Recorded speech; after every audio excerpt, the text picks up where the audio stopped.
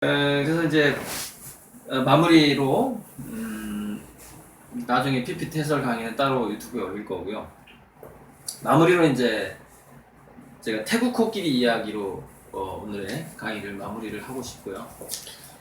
태국 코끼리 이야기가 재미있는데 태국 코끼리 이야기 들어가기 전에 앞으로 우리 젊은이들 그리고 앞으로 활동 인구한테 닥치게 될 상황이 뭐냐면 인공지능 로봇이 분명히 우리 사회에 들어오게 되어 있어요. 자본의 논리로 들어오기 때문에 들어오는데 인공지능 로봇이 할 수 없는 분야에서 여전히 삶의 보람을 느끼면서 돈을 벌면서 사는 사람들도 있을 거고 그렇지 않는 사람들은 이 중간에 보통 평균적인 인간이나 그냥 보통 우리나라 그 공교육을 받는 방식대로 그 사람이 경력을 쌓아왔다. 그러면 그 사람이 할 수 있는 일들은 대다수 인공지능한테 넘어가는 상황이 온다라는 거예요. 그래서 나머지, 그러니까 이 위 그룹은 인공지능을 지배하는 그룹이고요. 이 아래 그룹은 인공지능으로부터 일자리를 빼앗기고 인공지능을 투입하기에는 별로 돈벌이가 안 되는 그런 영역에서, 그러니까 이제 표현하자면 인공지능 로봇이 하기에는 본전을 못 뽑는 일들을 하게 된다는 것이죠. 근데 아까 제가 손기술 얘기했는데 그 어느 정도의 손기술을 가진 사람들도 이 영역에서 많이 머물 가능성이 많죠. 하지만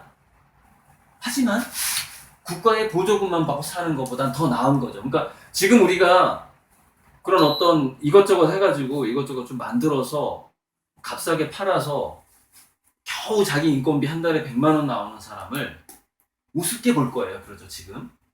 그러나 10년 후에는 달라진다는 거죠. 실업률이 많아질 때는 세상에 한 달에 100만 원이나 번대. 이렇게 돼버리는 거죠. 그러면 100만 원 벌고 청년수당 받고 어떤 이런저런 연금 받고 그러면 한 200 되겠네? 와, 부러운 상황이 된다는 거죠. 대다수가 실업자가 됐을 때는 100만 원 수입이 무시하지 못하는 거고. 그건 마치 은퇴한 사람들이 150만 원 벌이를 찾기 위해서 줄 서는 거하고 똑같은 상황인 거죠. 연금 가지고 힘든 사람들이 있거든요. 국민연금 가지고. 그런 상황들이 벌어질 거다. 그래서 대다수가 실업을 맞게 된 상황이 태국 코끼리의 상황인데, 이런 건 제가 이제 유튜브에 올릴 거예요. 해설 강의는 올릴 건데, 태국 코끼리로 가자고요. 이거 다 이런 것도 나중에 설명을 해서 다시 설명해서 올릴 거고요. 태국 코끼리만 얘기하고 넘어가야 될 것 같아요. 태국 코끼리가 태국 정부에서 산림 파괴가 심해진 거예요. 이 코끼리가 주로 하는 일이 산에서 나무를 끌고 내려오는 일을 했거든요. 톱으로 베면은 끌고 내려오는 일이고 각 코끼리마다 조련사가 있었고 조련사와 코끼리가 그렇게 협업하에 돈을 벌었었죠. 근데 1990년대 초에 태국에서 벌목을 불법화시켜요. 산림 파괴가 너무 심해져가지고. 그래서 코끼리가 약 3,000마리가 일을 못하게 돼요. 코끼리가 3,000마리가 일을 못하게 되면 조련사 3,000명도 실업자가 되는 상황이 된 거죠. 그래서 그 이후의 상황이 어떻게 됐냐면 길거리에서 이제 사람들하고 같이 사진 찍는 코끼리, 사람 올라타고 사진 찍는 코끼리, 이렇게 그렇게 해서 연명하는 코끼리도 있고, 근데 대다수의 코끼리들이 굶어 죽게 생긴 거예요. 코끼리가 많이 먹잖아요. 그러니까 그 사료를 사서 주는 사람이 없는 거죠. 이 일자리가 사라져버렸기 때문에. 그래서 저는 태국 코끼리의 상황이 앞으로 인공지능 로봇에 의해서 직장을 뺏긴 사람들의 상황이랑 비슷한 상황이라는 거예요. 그게 갑자기 그렇게 대량 실업이 지금 많아지고 있거든요. 영국에서도 500명의 금융권에 있는 사람이 한꺼번에 잘리는 사태가 있었어요. 로봇 어드바이즈가 들어오면서. 그런 일들이 우리나라에 앞으로 계속 일어난다는 것이죠. 태국 코끼리 같은 상황이 일어나는 거죠. 그래서 러시아계의 코마르하고 멜라미드라는 러시아에서 미국으로 망명한 예술가가 있었어요. 근데 이 두 사람이 세계 야생생물 기금에 가서 이렇게 얘기하는 거예요. 우리가 저 코끼리들을 한번 살려보겠다. 그래서 코끼리들한테 그림을 가르쳐서 코끼리 예술을 만들어가지고 코끼리가 그림을 팔게 하겠다 이렇게 얘기한 거예요. 되게 황당하잖아요. 그래서 멜라미드라는 사람이 그 PPT를 한 건데 돈을 좀 달라. 그러니까 초기 자금이 필요하다. 우리가 조련사들도 같이 일하자고 하면 돈을 줘야지 이 사람들 협력을 할 거고, 그죠? 우리가 태국할 돈도 필요하고, 거지잖아요, 거지. 망명한 예술가니까. 그래서 그 초기 비용을 좀 달라고 여기에 가서 얘기를 한 거죠. 그래서 설득을 했어요. 돈을 준 거야. 그래, 코끼리한테 그림을 가르쳐가지고 돈을 만들어 봐라. 설득 당했어. 그때 멜라미드가 한 얘기가 뭐였냐면은 이 프로젝트는 가장 위대하거나 또는 가장 멍청한 시도일 것이다라고 얘기를 한 거예요. 근데 이게 성공을 합니다. 가서 이 두 마리 그 코끼리가 이제 성공한 코끼리야. 얘는 자화상을 잘 그리는 애고 얘는 꽃을 잘 그리는 거예요. 그래서 이 두 그림이 현재 평균 120에서 200 사이에 팔립니다. 전 세계에서 인터넷으로 주문이 들어와요. 네. 그러니까 코끼리 두세 마리가 그린 그림으로 3,000마리가 잘 먹고 잘 살아요. 그래서 그 태국 코끼리, 예술하는 태국 코끼리를 두고 어떤 사람이 이렇게 얘기하는 거예요. 얘네들은 하루에 1시간만 일한다는 거예요. 넌데 하루에 1시간만 그리고 싶은데 그림 그린다는 거예요. 그래서 굉장히 돈이 많고 여유 있는 예술가의 삶을 산다는 거예요. 그림 그리는 그 코끼리조차. 그리고 코끼리가 그림 그리기를 원하는 정도까지 됐어요. 조련사한테. 가서 막 붓을 잡아. 재밌는 거야, 그림 그리는 게. 코끼리가. 재미를 느낀 거야. 그래서 뉴욕 예술 아카데미를 창립한 사람이 자기 거실에다가 이 코끼리가 그린 그림을 걸었거든요. 그러면서 한 얘기가 있어요. 코끼리가 몸무게 5톤이잖아, 5톤. 이제 어려서부터 그림을 그리다가 이렇게 성장을 한 거죠. 사실 어릴 때 가르쳐요, 코끼리도. 그래서 우리가 15세 이전이 얼마나 중요한가, 인간한테. 코끼리는 3살 이전. 아주 어린 코끼리부터 그림을 가르치거든요. 그래야지 이 정도가 나오는 거예요. 네, 이 정도가. 뭐라고 얘기하냐면 5톤짜리의 필력이 느껴진다는 거야. 인간은 5톤이 아니잖아.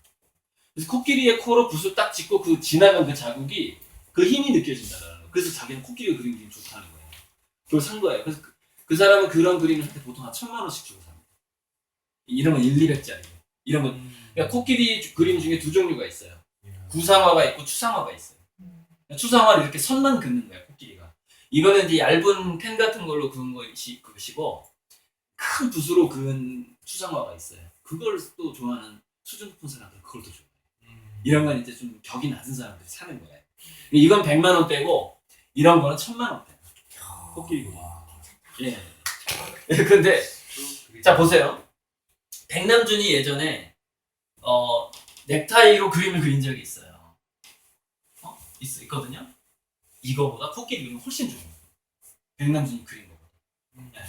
그래서 이게 지금 어떤 상황이냐면 인공지능 로봇에 의해서 그 대다수의 사람들이 일자리를 뺏겼을 때 소수의 어떤 문화 콘텐츠라든지 저 같은 예술가라든지 뭔가 사람들한테 새롭고 특이한 그런 뭔가를 제공해 줄 수 있는 누군가가 많이 필요해진다는 거야. 근데 이 쿠마로가 멜라미드가 태국에 가서 굉장히 많은 새끼 코끼리한테 시도를 했어요. 근데 그 중에 3마리만 성공을 한 거예요. 3마리만. 그 중에서 2마리가 잘 그리고. 확률은 낮죠.